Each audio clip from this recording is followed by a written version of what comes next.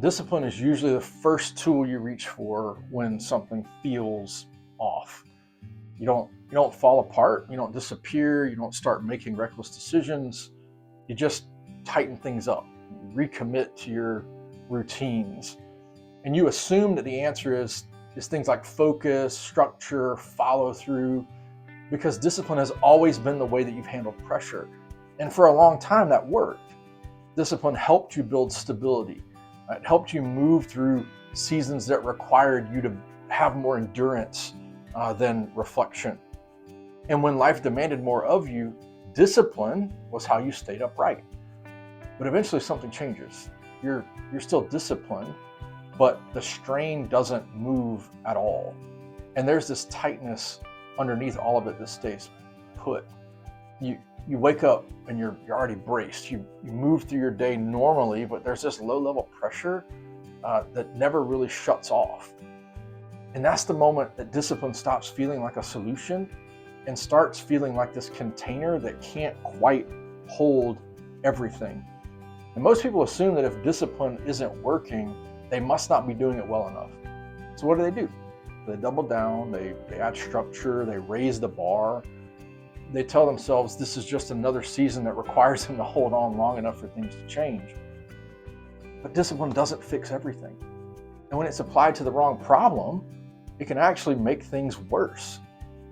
See, discipline is very, very good at managing behavior. It's just not designed to heal what's driving the behavior. You can be disciplined and still live from pressure. You can be disciplined and still be carrying weight that was never assigned to you. And you can still be avoiding something that you haven't drug out from the shadows of your inner life. Discipline can keep you functional while your inner life slowly tightens itself up. And that's why this feels so confusing. From the outside, nothing's wrong. You're reliable, you follow through, people trust you. Your life works well enough that it feels almost like indulgent to admit how strained you really do feel on the inside. But that's the problem. On the inside, there's this disconnect. And it's not this dramatic thing. It's just this sense that you're always slightly leaned forward, even when there's no real reason to be. And over time, discipline becomes the way that you manage that discomfort. You stay busy enough not to feel it fully. And you keep things moving because movement has always felt safer than just being still. So eventually, discipline stops being a tool and starts becoming armor that you wear. It protects you from falling apart, but it also keeps you from softening. It keeps you from noticing what's being built under the surface. And it keeps you from asking the question like, hey, is the way that I'm living still aligned with the person that I'm becoming? And this is where a lot of capable, faithful people get stuck. You've learned some things. You've learned to show up no matter what, to carry pressure without complaint. And you're able to absorb that uncertainty so other people don't have to. Now, those skills didn't come from nowhere. They were formed in seasons where strength was required of you. And they've served you really well. But skills that once protected you can quietly become the thing that keeps you locked into place. Discipline can help you endure, and it has for a long time. What it cannot do is discipline cannot help you discern. And that's why discipline isn't fixing what you're feeling right now. Because what you're dealing with isn't a lack of effort. It's this accumulated strain.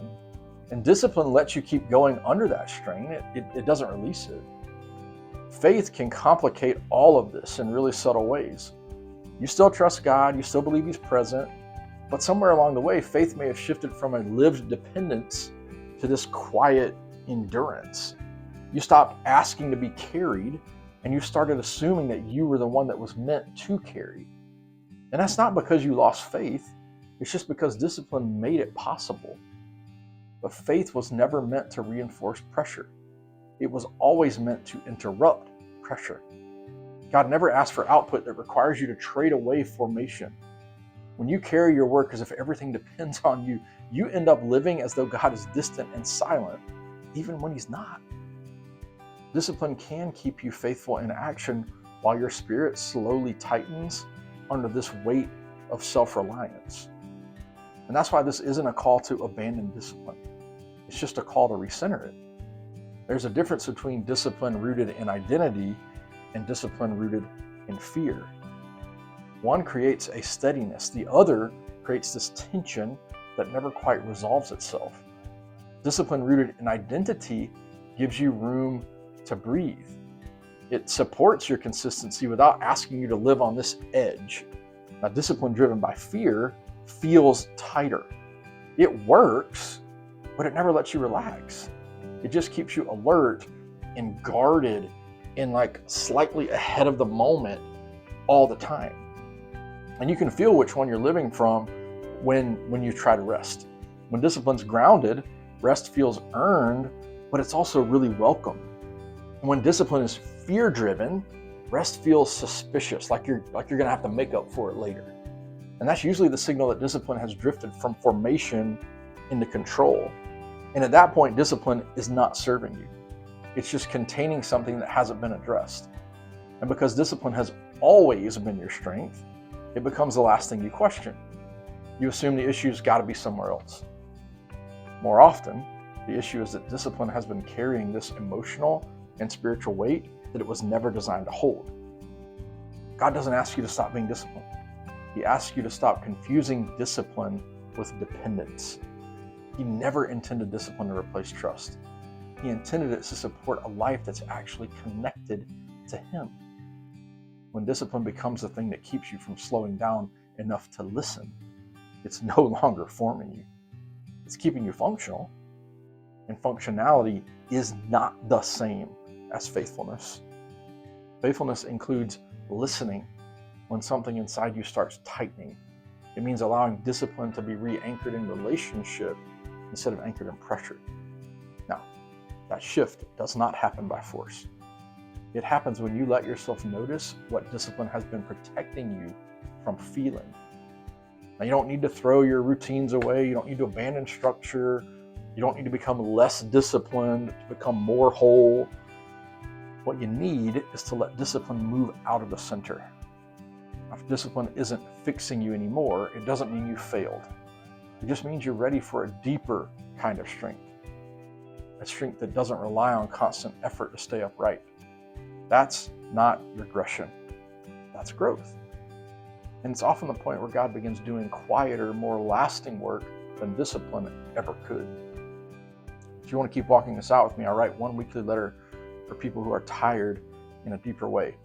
You can find it in the description below.